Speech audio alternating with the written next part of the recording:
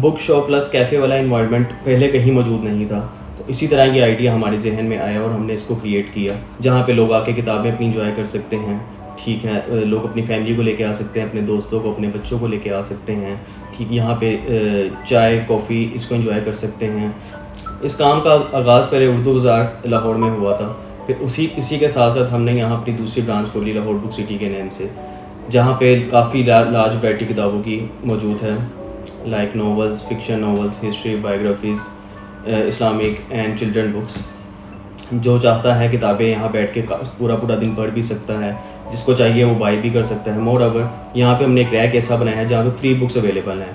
जो लोग नहीं अफोर्ड कर सकते, वो चाहते हैं तो एक किताब या 2 किताबें बेशक वो जाके फ्री में ले सकते हैं। अच्छा, कैफ़े में हम लोग यहाँ टी दे रहे हैं, ब्लैक कॉफ़ी दे रहे हैं, cappuccino latte, further bakery items हैं।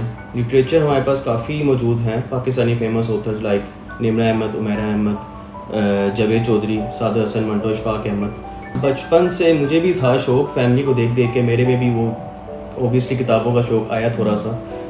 लाइक इशफाक अहमद को मैंने पढ़ा है, जॉन एलिया को मैंने पढ़ा है, इसके अलावा कुछ कॉलम्स मैंने पढ़े हैं जावेद चौधरी साहब के। 1992 से टिल येट 3000 प्लस टाइटल्स हमने अभी तक शाया कर दिए हैं। जो हमारा मोटिव था यही था कि लोग किताबों को जिसे कहते हैं प्रायोरिटी दें। हर चीज़ को प्रायोरिटी दे रहे हैं लोग, मोबाइल को, कपड़ों को, खाने को, हर चीज़ को, लेकिन किताबों को बिल्कुल भी नहीं दे रहे। काफ़ी सालों में, एक साल में लगभग 1000 से ज़्यादा किताबें पाकिस्तान में शाया होती हैं और वो ऐसे के ऐसी लाइब्रेरी में पढ़ी रह जाती हैं, कोई भी उन पे ध्यान नहीं देता, कोई भी नहीं पढ़ता।